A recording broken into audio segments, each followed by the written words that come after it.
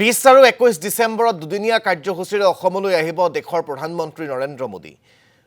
গুৱাহাটী বিমানবন্দৰত নতুনকৈ নিৰ্মাণ কৰা টাৰ্মিনেলটো শুভ উদ্বোধন কৰিব প্ৰধানমন্ত্ৰীগৰাকীয়ে। প্ৰধানমন্ত্ৰীৰ আগমনক লৈ দিনে নিশাই বিমানবন্দৰত কামত ব্যস্ত হৈ পৰিছে কৰ্মচাৰীসকল। প্ৰায় 6000 কোটি টকা ব্যয় সাপেক্ষে নিৰ্মাণ কৰি উলিওৱা হৈছে এই টাৰ্মিনেলটো। প্ৰধানমন্ত্ৰীগৰাকীয়ে এই ভ্ৰমণ কাৰ্যসূচীত বিমানবন্দৰত গোপীনাথ বৰদলৈৰ উন্মোচন এটা প্ৰতিমূৰ্তি উন্মোচন কৰিব বুলি জানিব পৰা গৈছে আৰু তাৰ বাবে সকলো প্ৰস্তুতি ইতিমধ্যে সম্পন্ন কৰা দেখিবলৈ পোৱা গৈছে। আমাক এই সন্দৰ্ভত সবিশেষ জনাব হিতেন মালিয়ে। মাজত মাত্ৰ 3টা দিন আৰু 3টা দিনৰ পিছত অৰ্থাৎ 20 ডিসেম্বৰৰ ৰাতিপুৱা বৰঝাৰ বিমানবন্দৰত আহি উপস্থিত হ'ব দেশৰ প্ৰধানমন্ত্ৰী নৰেন্দ্ৰ মোদী আৰু উপস্থিত হৈ প্ৰধানমন্ত্ৰীয়ে যিটো বিমানবন্দৰত 6000 কোটি টকাৰে নিৰ্মাণ কৰিছে নতুন টাৰ্মিনেল, সেই নতুন টাৰ্মিনেলটো তেখেতে শুভ উদ্বোধন কৰিব। সতীৰ্থ ফটো সামগ্ৰীক দুখৰ অনুৰোধ কৰিছোঁ। এতিয়াৰ পৰা আচলতে কি মাত্ৰ 3 দিন বাকী আছে, 3 দিন বাকী থকা অৱস্থাত এতিয়া বিমানবন্দৰৰ যিসকল কৰ্মচাৰী আছে কৰ্মচাৰীসকলে দিনে নিশাই কাম কৰি আছে। যিহেতুকে প্ৰধানমন্ত্ৰী আহিবলৈ মাজত মাত্ৰ 3টা দিন বাকী আছে, অৰ্থাৎ 20 ডিসেম্বৰৰ দিনা প্ৰধানমন্ত্ৰীয়ে লোকপ্ৰিয় আন্তঃৰাষ্ট্ৰীয় বিমানবন্দৰত উপস্থিত হ'ব আৰু বিমানবন্দৰত উপস্থিত হৈ তেখেতে যিটো নতুনকৈ টাৰ্মিনেল 6000 কোটি টকাৰে নিৰ্মাণ কৰি থকা টাৰ্মিনেল তেখেতে শুভ উদ্বোধন কৰিব আৰু শুভ উদ্বোধন কৰাৰ পিছতে তেখেতে যি গোপীনাথ বৰদলৈৰ যিটো এটা মূৰ্তি নতুন নিৰ্মাণ কৰিছে বিমানবন্দৰৰ ঠিক সময়ৰ প্ৰাক মুহূৰ্ততে সেই বিমানবন্দৰৰ যিটো মূৰ্তি তেখেতে উদ্বোধন কৰিব আৰু উদ্বোধন কৰাৰ পিছতে তেখেতে ৰাজহুৱা সভাক তেখেতে সম্বোধন কৰিব জনসাধাৰণক।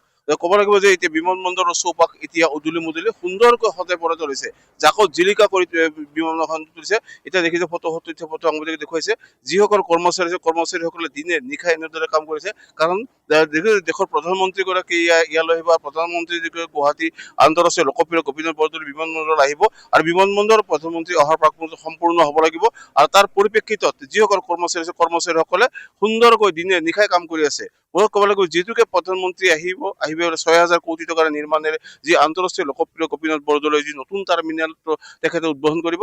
উদ্বোধন কৰাৰ পিছতে যি লোকপ্ৰিয় গোপীনাথ বৰদলৈ যি অসমৰ প্ৰথমগৰাকী মুখ্যমন্ত্ৰী আছিল গোপীনাথ বৰদলৈ যি মূৰ্তি আছে মূৰ্তি তেখেতে আনুষ্ঠানিকভাৱে উন্মোচন কৰিব। তাৰ পিছতে তেখেতে ৰাজহুৱা সভাত তেখেতে সম্বোধন কৰিব। ক'ব লাগিব যিহেতুকে বিমানবন্দৰ গুৱাহাটীৰ এক আকৰ্ষণীয় কেন্দ্ৰবিন্দু হৈছে লোকপ্ৰিয় বিমানবন্দৰ আৰু বিমানবন্দৰৰ এতিয়া চৌপাশ এতিয়া সুন্দৰকৈ সজাই পৰি তুলিছে আৰু যিসকল যাত্ৰী আছে যাত্ৰীসকলৰ সুবিধাৰ অৰ্থে জনোৱা হৈছে যে মই যিটো পথত আছো এই পথেৰে যিসকলে যাতে দূৰণিলৈ যাত্ৰা কৰিব, দেশ বিদেশলৈ যাত্ৰা কৰাৰ কিন্তু এই বিমানবন্দৰৰ এই যিটো ৰাস্তা আছে এই পথেৰে তেখেতসকলে অহা যোৱা কৰিব আৰু এই পথেৰে তেখেতসকলে অহা যোৱা কৰিব। এই ৰাস্তা তেখেতসকলে যিটো যাব ইয়াৰ পৰা তেখেতসকলে যাব পাৰিব ওপৰলৈ আৰু গৈ আৰু যিসকলে যাত্ৰী আহি দেখি বিমানবন্দৰৰ যি বিমানবন্দৰৰ যি তলেৰে তেখেতসকলে ওলাই আহিব পাৰিব আৰু বিমানবন্দৰৰ যি সুন্দৰকৈ সজাই পৰাই তুলিছে বিমানবন্দৰখন নতুনকৈ যি অসমৰ যি থলুৱা এই বাঁহেৰে বিমানবন্দৰৰ যি সৌন্দৰ্যসমূহ একাংশ শিল্পী একাংশ কৰ্মচাৰীয়ে সুন্দৰকৈ প্ৰতিফলিত কৰিছে। যি বিমানবন্দৰৰ যি আচলতে চকুৰে চাই থাকিব লগা দৃশ্য, লোকপ্ৰিয় আন্তঃৰাষ্ট্ৰীয় বিমানবন্দৰৰ যি সুন্দৰ নতুনকৈ টাৰ্মিনেল নিৰ্মাণ কৰিছে, নিৰ্মাণটো সুন্দৰকৈ সজাই পৰাই তুলিছে যে সকলো যাত্ৰীতে দেশ বিদেশৰ যাত্ৰীসকলে যিটোকে আহিব গুৱাহাটীলৈ আহি বিমানবন্দৰত অৱতৰণ কৰাৰ লগে লগে বিমানবন্দৰ তেখেতে ক'ব লাগিব যে গুৱাহাটী সুন্দৰ বুলি ক'ব লাগিব। গুৱাহাটী সুন্দৰ পৰিষ্কাৰ পৰিচ্ছন্নতা যিটোকে সকলো ক্ষেত্ৰতে প্ৰথম অৱস্থাত যদি প্ৰথম দৰ্শনী যেতিয়া এটা ভাল ইমেজ লৈ গুৱাহাটীত প্ৰদৰ্শন কৰিব তেতিয়া নিশ্চয় তেখেতসকলে যাত্ৰা হ'ব সুন্দৰ হ'ব আৰু যি দেশ বিদেশৰ পৰা যোৱাৰ আগমুহূৰ্তত যি বিমানবন্দৰৰ যি চৌপাশ আছে চৌপাশ আচলতে পৰিভ্ৰমণ কৰি যাব পাৰিব।